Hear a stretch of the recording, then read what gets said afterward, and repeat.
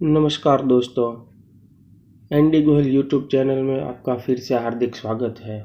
आज हम हिंदी व्याकरण में अव्यय या अविकारी शब्द के बारे में समझ और जानकारी प्राप्त करेंगे। तो सबसे पहले इस चैनल को सब्सक्राइब करें, इस वीडियो को लाइक, शेयर और कमेंट ज़रूर करें। तो आइए देखते हैं अविकारी या अव्यय शब्द।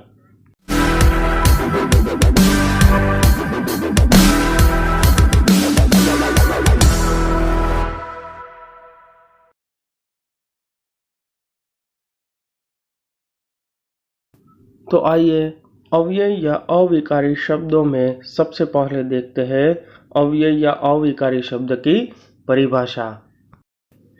लिंग, वचन या काल के कारण जिन शब्दों में कोई व्यय या विकार उत्पन्न अर्थात बदलाव नहीं होता, उन शब्दों को अव्यय या अविकारी शब्द कहा जाता है।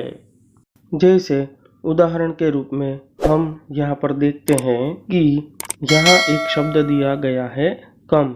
तो अब हम इस कम शब्द का अलग अलग वाक्य में उपयोग करेंगे और जिसके आधार पर हम देखेंगे कि यह एक अव्यय या अविकारी शब्द है। तो सबसे पहले देखते हैं लिंग के आधार पर। रमेश ने कम खाना खाया। अब देखते हैं आगे, रेखा ने कम खाना खाया। तो दोस्तों यहाँ पर हम देख सकते हैं कि रमेश जो कि पुल्लिंग शब्द है और रेखा जो कि एक स्त्रीलिंग शब्द है। तो यहाँ हमने लिंग परिवर्तन के वाक्य बनाया है, फिर भी दोनों ही वाक्यों में कम शब्द में कोई भी बदलाव या परिवर्तन नहीं आया है। उसके रूप में कोई भी विकार या व्यय नहीं आया है, इसलिए हम कह सकते हैं कि कम शब्द वह अविकारी या अव्यय शब्द है। अब देखते हैं वचन के आधार पर। मैंने कम खाना खाया, हमने कम खाना खाया। तो यहाँ पर भी हम देख सकते हैं कि हमने वाक्य को एक वचन में से बहुवचन में परिवर्तित कर दिया है, फिर भी कम शब्द में कोई भी बदलाव नहीं आया है। अब देखते हैं काल के आधार पर। मैंने कम खाना खाया था, मैं कम खाना खाऊंगा। तो दोस्तों यहाँ पर हम देख सकते हैं कि पहले वाक्य में जो कि भूतकाल का है उसमें भी कम शब्द वैसा का वैसा है, और दूसरा वाक्य जो कि भविष्यकाल का वाक्य है उसमें भी कम शब्द में कोई भी व्यय या विकार उत्पन्न नहीं हुआ है। इसलिए हम कह सकते हैं कि ऐसे शब्द जो काल, वचन, लिंग या कारक के कारण कोई भी परिवर्तन नहीं स्वीकार करते, उन शब्दों को हम अव्यय या अविकारी शब्द कह सकते हैं। अब देखते हैं अव्यय के भेद या प्रकार। पहला है क्रिया विशेषण अव्यय, दूसरा समुच्चय बोधक अव्यय, तीसरा संबंध बोधक अव्यय, चौथा विस्मयादि बोधक अव्यय और पांचवा है निपात। तो आइए अब हम इन सभी प्रकारों की विस्तृत समझ प्राप्त करेंगे। सबसे पहले देखते हैं क्रिया विशेषण अव्यय और उसकी परिभाषा। जिन शब्दों के द्वारा क्रिया या क्रियापदों की विशेषता को दर्शाया गया हो, उन शब्दों को क्रिया विशेषण अव्यय कहते हैं। जैसे रोहन कम बोलता है, सागर तेज दौड़ रहा है, मैं प्रतिदिन पढ़ाई करता हूँ, रमेश भीतर बैठा था। तो दोस्तों यहाँ हम देख सकते हैं कि पहले वाक्य में रोहन कम बोलता है, अर्थात इसमें मात्रा या परिमाण की बात की गई है। दूसरे वाक्य में तेज दौड़ना, क्रिया की रीति की बात की गई है। तीसरा है प्रतिदिन पढ़ाई करता हूँ, तो उसमें काल या समय की बात की गई है। और अंत में भीतर शब्द से स्थान के बारे में बात की गई है। तो इसके आधार पर हम देख सकते हैं कि क्रिया विशेषणों के भी 4 उपभेद हमें देखने को यहाँ मिलते हैं। तो अब आगे देखते हैं क्रिया विशेषण अव्यय के भेद। इसमें सबसे पहले देखते हैं परिमाणवाचक क्रिया विशेषण अव्यय। जिन क्रिया विशेषणों से क्रिया की मात्रा या परिमाण का बोध होता है उन क्रिया विशेषणों को परिमाणवाचक क्रिया विशेषण कहा जाता है। जैसे रिया ने काफ़ी मेहनत की है, तो यहाँ जो काफ़ी शब्द है वह मेहनत की है क्रिया का विशेषण है, इसलिए हम इसे परिमाणवाचक क्रिया विशेषण अव्यय कह सकते हैं, क्योंकि काफ़ी शब्द है वह परिमाण या मात्रा दर्शाता है। इसके अलावा खूब, सारा, थोड़ा, बिल्कुल, कम, अधिक, जितना, पर्याप्त आदि जैसे शब्द परिमाणवाचक क्रिया विशेषण अव्यय के रूप में प्रयुक्त किए जाते हैं। दूसरा प्रकार है रीतिवाचक क्रिया विशेषण अव्यय।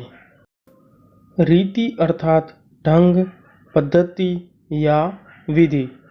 इसलिए जिन शब्दों से क्रिया की रीति का बोध होता है उन शब्दों को रीतिवाचक क्रिया विशेषण अव्यय कहा जाता है।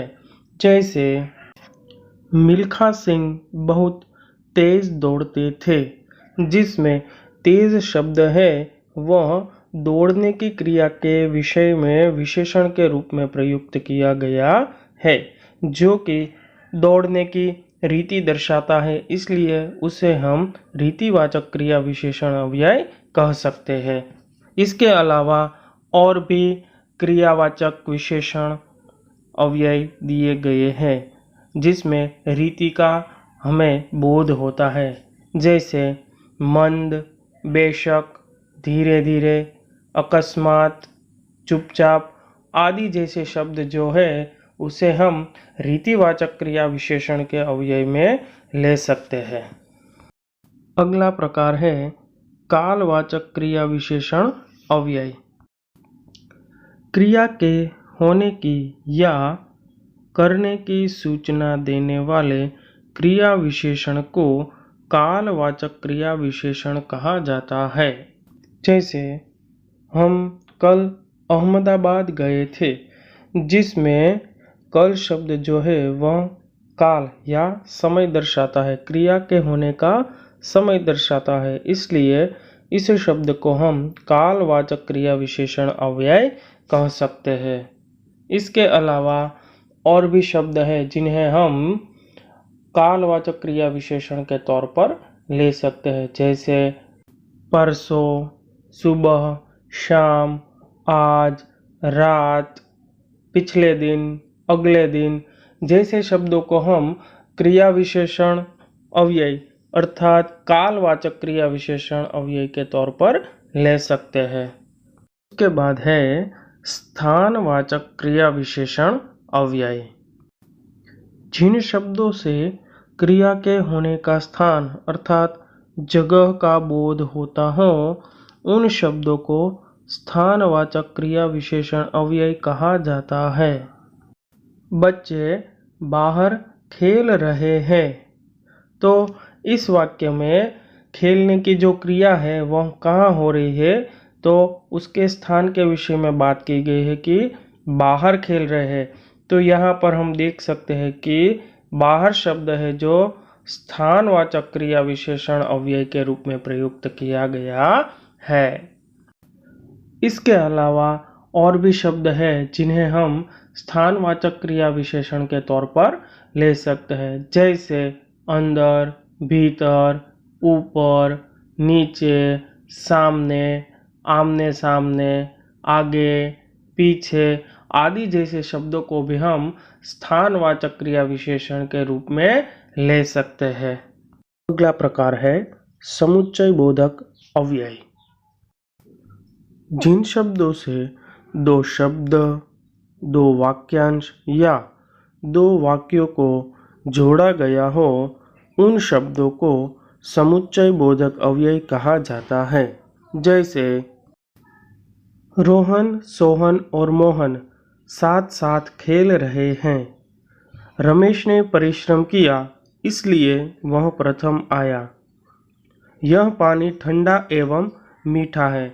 तो दोस्तों यहाँ पर हम देख सकते हैं कि पहले वाक्य में और, दूसरे वाक्य में इसलिए और तीसरे वाक्य में एवं शब्द से यहाँ कोई ना कोई शब्द, वाक्यांश या वाक्य को जोड़ने का प्रयत्न किया गया है। तो ऐसे ही शब्दों को हम समुच्चय बोधक अव्यय कह सकते हैं।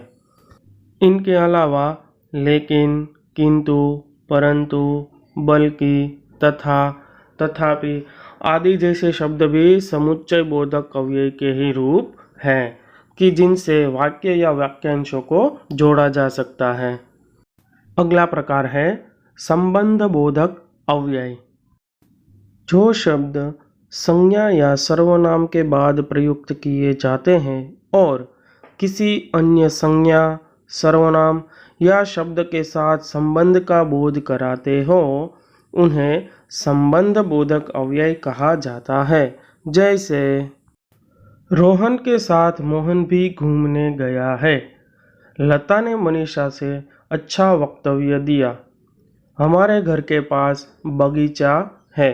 तो दोस्तों यहाँ हम देख सकते हैं कि पहले वाक्य में के साथ, दूसरे वाक्य में से अच्छा और तीसरे वाक्य में के पास शब्दों से यहाँ पर रोहन और मोहन के बीच संबंध बांधा गया है। घूमने जाने के लिए लता और मनीषा के बीच एक तुलनात्मक संबंध दिखाया गया है वक्तव्य के लिए, और घर और बगीचे के बीच दूरी का संबंध दिखाया गया है। इनके अलावा के आगे, के पीछे, की जगह, के चारों ओर जैसे शब्द भी संबंध बोधक अव्यय के ही रूप है। अगला प्रकार है विस्मयादि बोधक अव्यय। जो शब्द विस्मय यानी कि आश्चर्य, हर्ष, भय, प्रशंसा, घृणा आदि भावों को प्रकट करने के लिए प्रयुक्त किए जाते हो, उन शब्दों को विस्मयादि बोधक अव्यय कहा जाता है। जैसे अरे क्या बात करते हो, हाय यह क्या हो गया, वाह कितना सुंदर फूल है। तो दोस्तों यहाँ हमने देखा कि पहले वाक्य में अरे, दूसरे वाक्य में हाय और तीसरे वाक्य में वाह जैसे शब्दों से विस्मयादि बोधक अव्यय को प्रकट किया गया है। इनके अलावा हाय राम, हे भगवान, अरे रे आदि जैसे शब्द जो कि किसी न किसी भाव या मन में निहित भावनाओं को प्रकट करते हैं, उन सभी शब्दों को विस्मयादि बोधक अव्यय कहा जाता है। इसके बाद अगला प्रकार है निपात। वाक्य में अर्थ परिवर्तन करने वाले शब्द को या किसी बात पर जोर देने के लिए प्रयुक्त किए गए शब्द को निपात कहा जाता है। जैसे हमें जाना ही होगा, हमें ही जाना होगा। रमेश तो बातें करने लगा, तुम भी हमारे साथ चलो, यह खाना केवल आपके लिए है।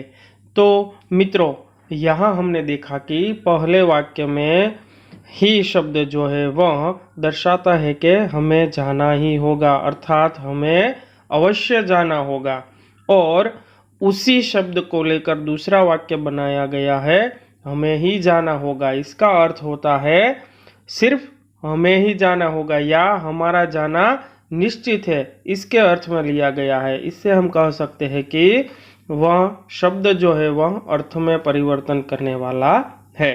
और आगे के वाक्यों में देखें तो रमेश तो बातें करने लगा, तुम भी हमारे साथ चलो, यह खाना केवल आपके लिए है।